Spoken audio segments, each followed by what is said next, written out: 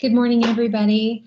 We want to welcome you to the Adventist Health Policy Association webinar on 2 key rules. Before we get started, I just want to take a moment to kick us off today, especially of all days, with a word of prayer. If you're able, we invite you to bow your heads with us for just a brief word of prayer.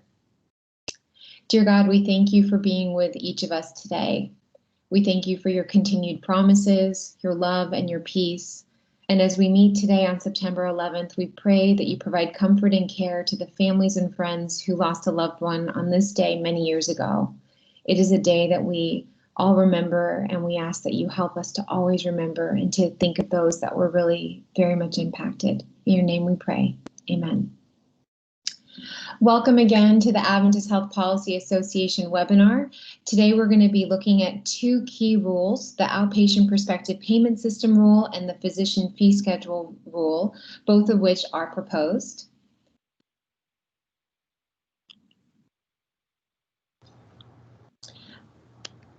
I'm Julie Zabak-Aldinger, and with me today I have Susanna Molina, Cherie Danielson, and Marissa Lopez. Together, we are the public policy team for Advent Health, as well as the Adventist Health Policy Association. And today, the team will be sharing with you key proposals in these 2 rules that I mentioned. Before we get started, I just want to take a moment to do a quick refresher on who is the Adventist Health Policy Association, what is OPPS and PFS, and how does this fit into the broader public policy landscape. The Adventist Health Policy Association, also known as AHPA, is a coalition of Adventist healthcare systems united behind supporting the entirety of a person. And you can see the membership on your screen right now. Together, we advocate in a unified voice for key public policy issues. And both OPPS and PFS house significant public policy proposals. And just as a refresher, the OPPS rule is annual. It sets the reimbursement rate for Medicare outpatient payments, including ambulatory surgical center procedures. The Physician Fee Schedule rule, or PFS rule, sets the reimbursement rate for Medicare physician payments. Now, these are both proposed rules, so everything you hear today will be in a proposed state unless otherwise mentioned by my colleagues. The comments are due by October 5th, so we do have an opportunity to comment, and our team will be drafting comments on behalf of Advent Health and the Adventist Health Policy Association. So if you have questions, ideas, or contributions that you'd like to share, we invite you to do that. The final rules are expected to drop in December, and rules will become effective in January of 2021.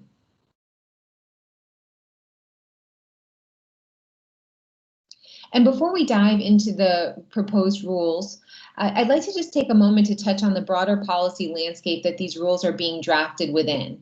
And here on your screen are 4 key trends that we really see on a broader policy landscape. So first, in terms of the pressure to reduce costs. Today, public policy is largely driven by the need to lower cost, and we have seen this for the last several years in healthcare policy as policymakers are making an effort to really curb the high cost of healthcare that has been born out of a predominantly fee-for-service system. So the need to lower cost is manifesting in various policy changes related to lower reimbursement, shifting more services to value-based care, and also the incentives and driving providers to care for populations. We're also seeing this increase in transparency, and that could be cost transparency as well as quality transparency. And this is not limited to hospitals. This is touching hospitals, providers, and payers. Third, a focus on consumers, and you'll see that we note convenience, cost, and transparency again. And this is really because the Health and Human Services, or HHS, has a really keen focus on consumers and has made this as part of their agenda. So what we're talking about here is looking at policies that will be focused on convenience from a consumer perspective. Where can I get the care? Can that be closer to home? How quickly and easily can I access that care or access actually making that appointment? In terms of policies, think about things like telemedicine would be related to that. Also thinking from a consumer perspective on how do we lower the cost of care for consumers and looking at ensuring that they have transparent information, both in terms of cost and quality of the care. And lastly, the public policy landscape is often typified right now by COVID-19. As the global community has really been grappling with this pandemic, we're seeing a push in policy related to the pandemic. And there has been great effort to loosen and relax some of the existing policy infrastructure to enable providers to truly act quickly in response to the pandemic. So for example, we have seen that allowing procedures that were once limited to the inpatient side to move into the outpatient side to increase capacity in ICUs and inpatient capabilities. And we've also seen waivers around telemedicine related to COVID-19.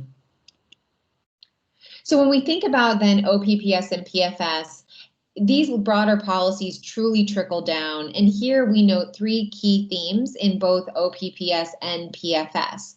So we'll see, and the details that my team will be sharing with you can largely fit into one or more of these buckets. One, we're going to see a continued push to control utilization and cost. So we're going to see changes to prior authorization. The 340B payment is seeing further proposed reductions, for example. Second, we're seeing an effort to really accelerate a shift from the inpatient to the outpatient setting. Of course, this is really connected to that lower cost utilization. There are pretty significant proposals to remove the inpatient only list that my colleagues will be talking about.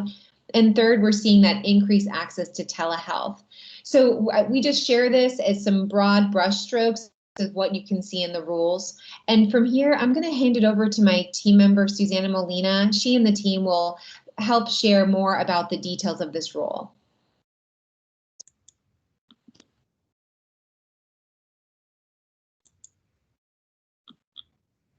Thank you, Julie.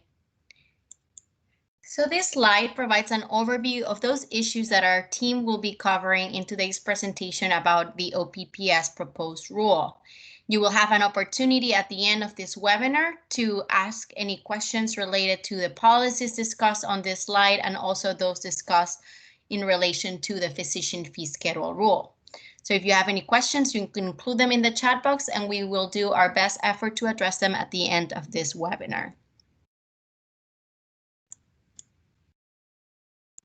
For calendar year 2021, CMS is proposing to increase outpatient and ASC payments by 2.6%, which will result in an increase of $7.5 billion in payments compared to calendar year 2020 for outpatient services, and then also an increase of $116 million for ASC services compared to calendar year 2020.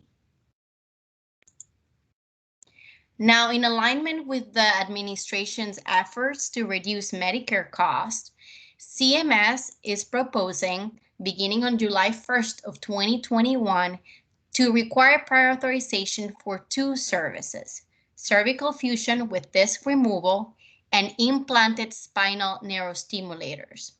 Last year, CMS introduced for the first time prior authorization within traditional Medicare, and we expect the use of prior authorization for additional services in the future. CMS is also proposing to continue its site-neutral payment reductions for clinic visits provided in off-campus hospital outpatient provider-based departments, reimbursing clinic visits at the lower physician fee schedule rate of $46 a visit instead of the OPPS rate of $116 a visit. Now, this payment reduction applies to all off-campus HOPDs, regardless of whether they were providing services prior to November 2nd of 2015 or not. In September of last year, a court ruled that these site-neutral payments for clinic visits were not valid, that CMS did not have the statutory authority to implement those, as it wasn't the congressional intent in the Balanced Budget Act of 2015 to apply site-neutral payment reductions to off-campus HOPDs that were providing services prior to November 2nd of 2015. However, in December, CMS appealed that decision, and a court recently ruled in favor of CMS, arguing that CMS indeed has the statutory authority to extend the site-neutral payment policy to clinic visits offered on all off-campus HOPDs. Now, in alignment with that ruling, CMS is proposing to continue those payment reductions moving forward. The 340B drug program also continues to be the target of payment reductions. As you all may remember, in 2017, CMS reduced reimbursement for 340B drugs from average sales price plus 6% to average sales price minus 22.5%, a policy that was set to take effect in 2018. In 2018, the American Hospital Association, along with other entities, filed a lawsuit arguing that CMS did not have the statutory authority to reduce payments for 340B drugs, and that went against the congressional intent for the 340B program to help hospitals stretch federal scarce resources. The court ruled in favor of hospitals. However, despite that ruling, in 2019, CMS proposed an alternative reimbursement methodology, reimbursing hospitals for 340B drugs at average sales price plus 3%. So still a reimbursement reduction, but just not as steep as the one originally finalized in 2017. CMS also announced its intent to develop a survey that would collect data from hospitals on the cost of acquiring 340B drugs. And CMS stated that it would use that information to inform the reimbursement rates that the agency will set for 340B drugs. Now, in May of this year, CMS launched that survey, but because this happened at the very beginning of the pandemic, not many hospitals were able to participate in that survey. In July, a court ruled in favor of CMS, overturning the 2018 ruling and arguing that CMS indeed had the statutory authority to reduce payments for 340B drugs. 1 month later, CMS proposed steeper payment reductions in this year's OPPS proposed rule. And specifically, CMS is proposing 2 payment alternatives, and I write alternatives in quotes because they're not really alternatives. They both result in payment reductions for 340B drugs.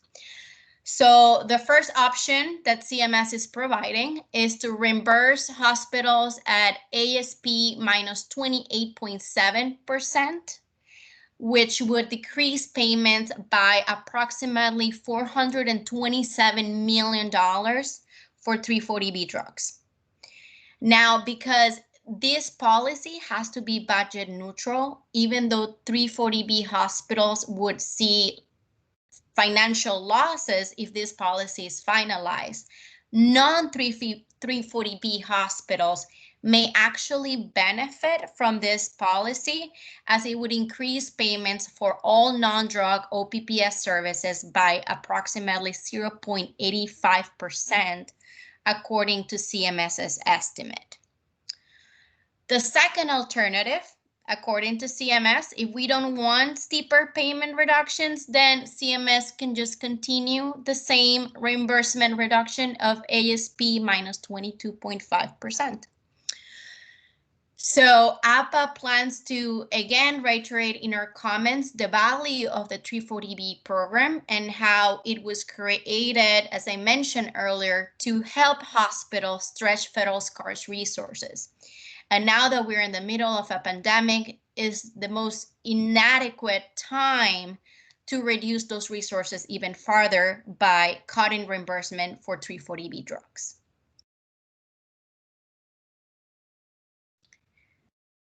Now, my colleague Cherie will provide details about the proposals impacting the inpatient only and ASC coverage list. Thanks, Susanna. So as we talked about at the beginning of our webinar, CMS is continuing to push site of care changes that are encouraging care to move to the outpatient setting. This year, there's major acceleration of this desire with proposed changes to both the IPO and ASC lists.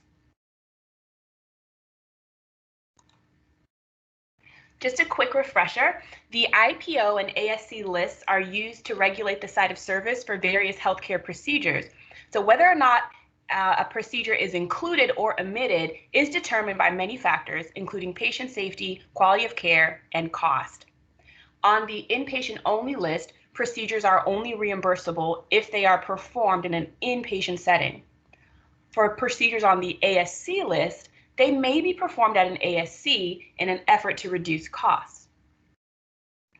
This proposed rule really underscores how committed CMS is to encouraging service migration, so we want to highlight this particularly for our OPPA membership. This year, CMS is proposing the complete elimination of the inpatient-only list over the course of 3 years. This would be a phased removal that would be completed at the end of 2023, but this year it would begin with the removal of 266 musculoskeletal related services. They would continue the 2-year exemption from medical review activities for all procedures removed from the ASC list. However, we want to highlight for our members that after that exemption period is over, any service that is once listed on the IPO list is going to be subject to the 2-midnight benchmark and presumption. CMS is doing this because they believe individual clinicians should be able to use their best judgment in determining site of care. This is how the phase removal process would work. In 2021, we see that initial removal of the musculoskeletal services. 2022 and 2023 are our first big opportunities to provide feedback to CMS. They're asking us which services would be the most appropriate to be removed at each one of these checkpoints. So if you have any thoughts, please reach out to any of us on the team. We want to make sure that we are advising CMS on the best way to do this safely. Now, by 2024, the IPO list would be completely retired. CMS does not believe that the IPO list is necessary anymore to identify which services require inpatient care. CMS is also proposing some changes to the ASC list. These 11 procedures that you see here can be found on Table 40 of the proposed rule. Please, if this list or any other list that we talk about today are helpful to your team, just drop a note in the chat or reach out to one of us on the public policy team for AHPA, and we're happy to send you a direct link so that you don't have to sift through all the pages of the rule to find these tables. But we want to highlight especially this change that you see here. This would be the addition of a THA, which is total hip replacement, arthroplasty rather, to the ASC list. Now they're doing this, CMS is doing this because they believe a small subset of Medicare beneficiaries are good candidates to get a THA in the outpatient setting. They want non-MA beneficiaries to have this option.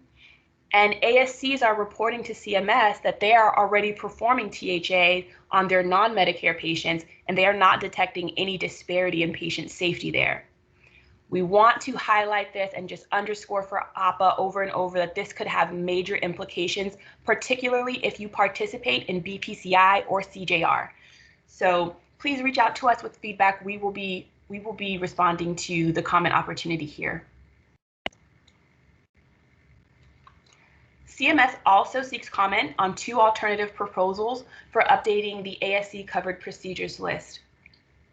On the first option, CMS would establish an external stakeholder nomination process that would allow trade organizations and professional specialty societies to nominate procedures that can be performed in an ASC. Right now, we feel that we favor this option a bit as it allows AHPA and the broader scientific community to be involved in the nomination process at a more granular level. But they also are considering option 2, which would retain the general standard criteria that is currently used, but eliminate 5 of the exclusion criteria. If CMS selects option 2, this option will add 270 additional codes to the ASC list. Once again, the major driver of this is the payment differential. CMS is trying to control cost, like Julie talked about at the beginning of the webinar, and also increase access and convenience for their beneficiaries. Depending on how the rule shakes out, both the changes to the ASC list and the retirement of the IPO list could have a major impact on hospitals and health systems' competitive strategies. So AHPA members should be aware of this deliberate transition that CMS is pushing to low cost and easily accessible care delivery. CMS is also proposing a few changes to supervision in the OPPS rule. First, CMS is considering changing the minimum level of supervision to general for non-surgical extended duration therapeutic services and allowing direct supervision for pulmonary, cardiac, and intensive cardiac rehabilitation services. This would be for all services performed on or after January 1st of 2021.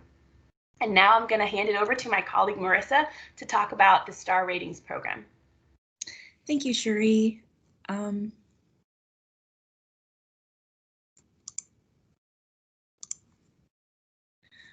So CMS is proposing changes to the STAR rating program. CMS created the Hospital Compare STAR rating program to help consumers make more informed decisions about healthcare by allowing them to compare multiple hospitals from their performance measure information. However, many critics of this program have argued that this method to calculate the ratings does not accurately reflect the quality of a hospital or reflect the comparison between different types of hospitals. CMS has heard these criticisms, and these proposals are the agency's attempt at reforming the current system. CMS is proposing on retaining several elements of the current system, including the annual publication cycle, publicly displaying measure group level information, using k-means clustering, and applying a z-standardization to measure scoring. CMS is proposing on retaining several elements of what CMS is proposing to change is stratifying the readmission measure group by the proportion of Medicare and Medicaid duly eligible patients served, peer grouping hospitals by the number of measure groups a hospital has been scored on, applying a minimum threshold for ratings, and using a simple average of measure scores to calculate the measure group scores. Additionally, CMS is looking to consolidate the measure groups from 7 to 5 and use publicly reported data from within the prior year. CMS is also proposing to make changes to the physician-owned hospitals that will remove limitations that restrict the growth of these types of hospitals. This is another avenue that CMS is pursuing to attempt to increase competition in healthcare and in turn reduce cost, which is one of CMS's priorities, as Julie previously mentioned. CMS is also looking to revise a definition of beds in a physician-owned hospital to include all beds considered licensed for the purposes of the state licensure. CMS seeks comments specifically on whether the inclusion of this language is necessary or whether it could be perceived as inadvertently limiting the definition of baseline number of hospital rooms, procedure rooms, and beds. CMS is also seeking feedback on eliminating the opportunity for the community to have input in the review process for when these physician-owned hospitals apply for an expansion. And that wraps up the proposals under the OPPS rule. Next, we'll be moving on to the proposals released under the PFS rule. Topics that we will be covering today will be proposals related to the conversion factor update, evaluation and management visits, telehealth, scope of practice, quality payment programs, and the Medicare Shared Savings Program. This year, CMS is proposing to reduce the conversion factor by 11% to $32.36. As you can see from the graph on the right, the conversion factor has remained around $35 to $36 for the past several years. This drop was largely due to the necessity for CMS to remain budget neutral for the proposals made to the evaluation and management codes. And these proposals for E&M office outpatient visits are to increase their payment rates to accurately reflect physician time. Primary care physicians and heavily office-based specialties will be the ones that will see these increases in reimbursement, while proceduralists and surgeons will see a decrease in reimbursement. Again, these increases to primary care and other specialties had to be offset, explaining the decreases we see in some specialties and the reduction in the RVU conversion factor. This is part of CMS's move to go upstream and focus on more preventable services. And this investment in population health is a way for CMS to reduce costs in the long run. On this slide are some of the specialties that will see increases and decreases.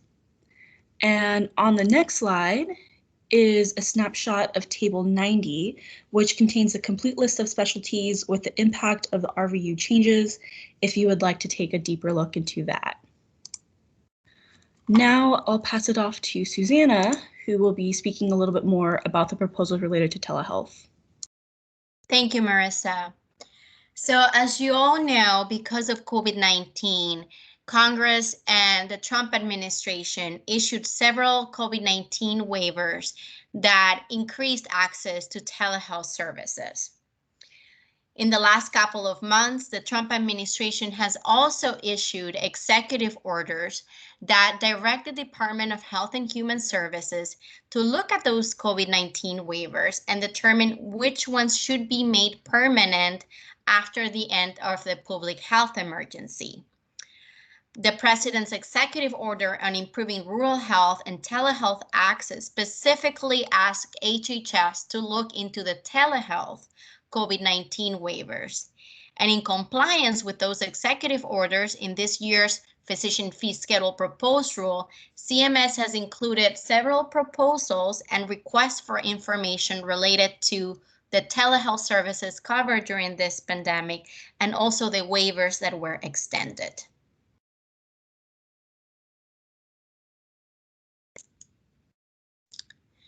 CMS is proposing to add on a permanent basis the services that are outlined on your screen. These services will be covered by Medicare beyond the public health emergency, and they are services that are very similar to those already covered under a Category 1 basis by CMS. CMS seeks overall comments on these services and whether hospitals agree or not with these additions. CMS is also proposing to create a new category called Category 3 for temporary telehealth services that Medicare will cover until the end of the calendar year in which the public health emergency expires. So these are temporary services. And CMS is seeking comments on whether to add additional temporary services to this new category and whether it should make any of this listed telehealth services permanent beyond the public health emergency. CMS is seeking input as to the benefit of this telehealth services and how have they helped hospitals and practitioners in general to increase access to healthcare services and improve healthcare outcomes. These are the services that CMS decided not to add on either a temporary or permanent basis. And again, they're seeking comments on should the agency include those payments, these telehealth services on a permanent or temporary basis. And what are the benefits of these services if they were to be made, if they were to be reimbursed via telehealth. In addition to seeking comments in relation to the services that the agency should be covering for telehealth, the rule is also seeking comments on the COVID-19 telehealth waivers. Specifically, they're asking whether to make permanent the following waivers: allowing nursing home visits to be done via telehealth, allowing the use of audio-only services as opposed to audio and video services, and allowing direct supervision to be provided using both audio and video technology. CMS is asking how have these waivers been used during the pandemic, what has been the benefit of having them, and how can they help improve access to healthcare services and overall improve healthcare outcomes for Medicare beneficiaries. CMS includes in the rule many questions about the telehealth waivers and telehealth services in general. So this is a sample of some of those questions that were included in the rule. CMS is soliciting input on what other telehealth services should be added on a temporary or permanent basis, what specific health outcomes are being gathered to demonstrate the clinical benefit of a telehealth service, what safeguards or guardrails can be employed to maintain safety and effectiveness when providing the services via telehealth, how are practices efficiently transitioning patients from telehealth to in-person care. This is an issue that is very important to CMS. They want to make sure that telehealth is not completely replacing in-person care, and they're seeking comments from providers on how is this being done, and if there should be any guardrails to ensure that beneficiaries also receive the in-person care that they need. They're also asking, are frequency limitations burdensome, and do they limit beneficiary access to necessary care? And this is mainly in reference to the COVID-19 waiver related to skilled nursing facility telehealth services. They're also asking comments about what training is required for the effective use of audio and video communication technology, and how to address concerns around induced utilization and fraud, waste, and abuse. So how can CMS make sure that telehealth is not overutilized and used in a fraudulent manner? Now, what's next for telehealth? Based on several statements made by CMS Administrator Seema Verma, we can expect the agency to focus on the following three things. First, establish payment rates. Verma has stated we need to assess the Medicare payment rates for telehealth services. So while there is bipartisan consensus that telehealth has worked well during this pandemic and that the agency should expand access to telehealth services, there's really no consensus about what the payment rate should be for those services. They also want to develop guardrails. Verma stated first, it is important to assess whether the mode of telehealth service delivery is clinically appropriate and safe for patients as compared to an in-person visit. So again, this goes back to what I mentioned earlier. They want to make sure that telehealth does not replace in-person visits, and they're asking for input on how to best do this. And finally, they want to ensure program integrity. Verma has stated we are monitoring program integrity implications such as practitioners who may be offering shorter telehealth visits with patients to maximize payment or billing more visits than are possible in a day. So they want to make sure that telehealth is not used fraudulently.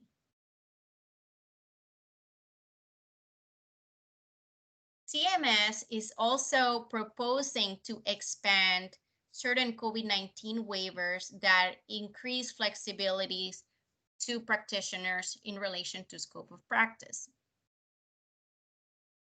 Specifically, CMS is proposing to make permanent the supervision of the diagnostic test by nurse practitioners, physician assistants, certified nurse midwives, and certified nurse specialists. They're also clarifying in the PFS rule that pharmacists can provide incident to services, including medication management services under Medicare Part B. And they're also stating that CMS will allow the delegation of maintenance therapy services as clinically appropriate. They're seeking inputs on this clarification and also the proposal to make permanent the COVID-19 waiver that extends flexibilities to those non-physician practitioners.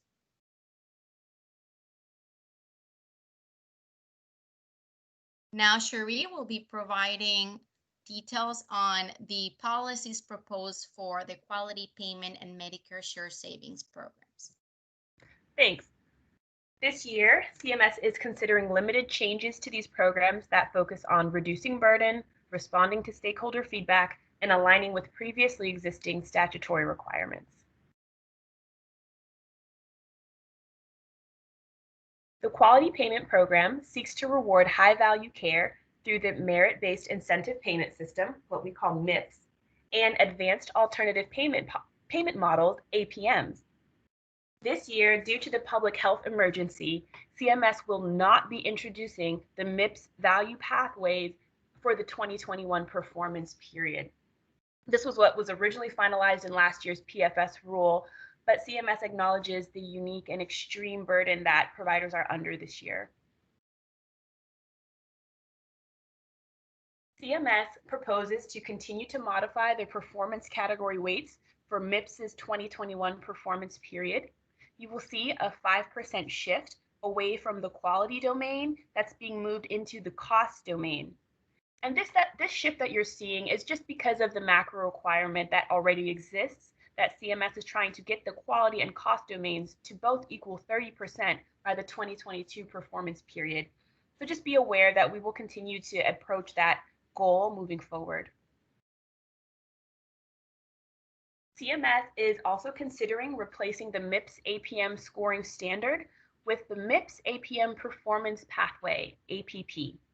Participating clinicians would not be scored on a cost category. Instead, each would automatically receive credit in the improvement activity category. To qualify, clinicians would have to report on a common set of 6 quality measures. And CMS seeks comment on this idea and also on any potential for lowering the performance threshold in the future to 50 points instead of its current 60 points. For 2021, CMS also proposes to defer the development of the specific MVPs, instead adding some guiding principles for their development and aligning the promoting interoperability measures with the inpatient hospital promoting interoperability program, including the implementation of a new health information exchange measure. We also have a few changes to MSSP, the Medicare Shared Savings Program. MSSP is a voluntary APM that gives providers the opportunity to create an accountable care organization.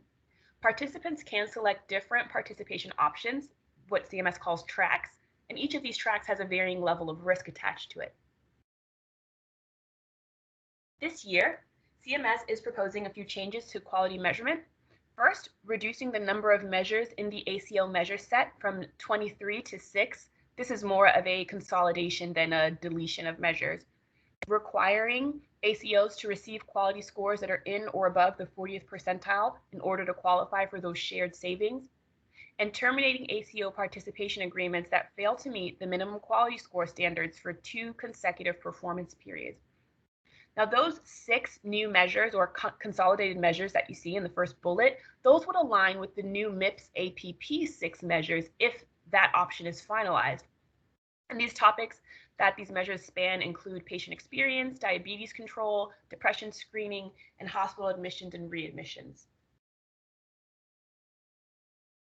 Some additional proposals to MSSP include new E&M and care management CPT and HCPCS codes in the ACO assignment methodology, and giving automatic full credit for patient experience of care surveys. CMS is doing this because of the extreme and uncontrollable circumstances of performance year 2020, more specifically the COVID-19 pandemic, and they're seeking comments on an alternative scoring methodology and anything else that they can do to alleviate the burden this year on providers.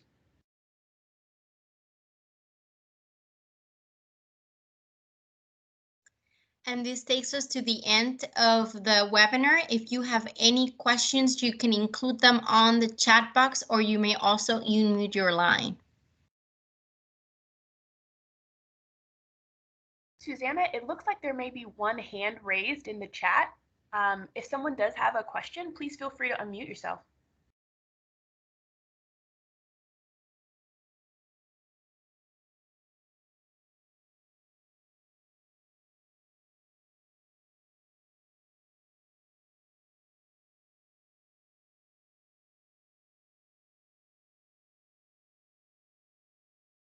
Okay, we'll give everyone a couple of more minutes.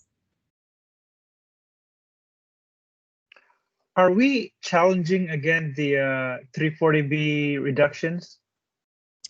Yes, so in our comments to CMS, we are stating that we oppose those payment reductions and that, again, we feel that they're contrary to the intent of the program of helping hospitals stretch federal scarce resources.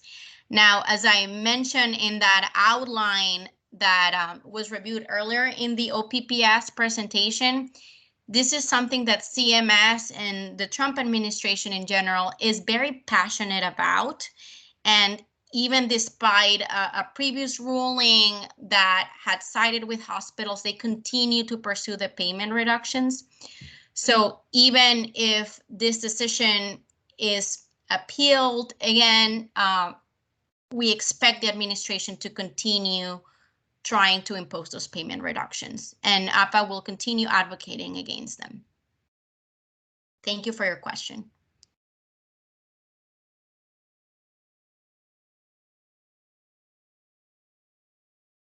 Hi, Susanna. I have another question from the chat. Advent Health is a party to the AHA lawsuit. Are they going to request an en banc review? That's an excellent question, and we're happy to follow up with a response to that question.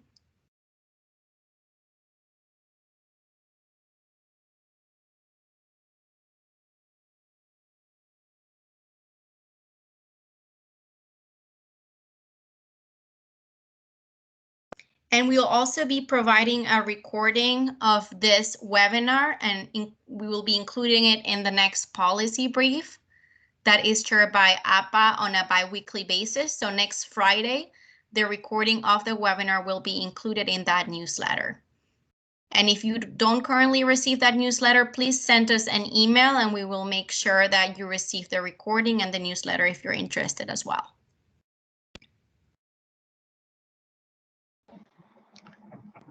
Ladies, this is Carlisle with AHPA, and I just wanted to say thank you. I thought you did an outstanding job of deconstructing very complicated rules, and just wanted to say thank you and to reinforce what you said, that we will continue to advocate for change in the 340B arena and in other areas that we believe our hospitals need to be respectfully honored for the service that is being provided, especially during this time of unprecedented need. So thank you very much.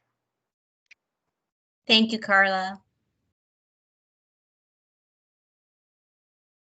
Okay, so if we have no further questions or comments, we thank you for your time and wish that you have a restful weekend. If you have any questions, again, feel free to contact us. We're here to support you. Thank you. Thank you.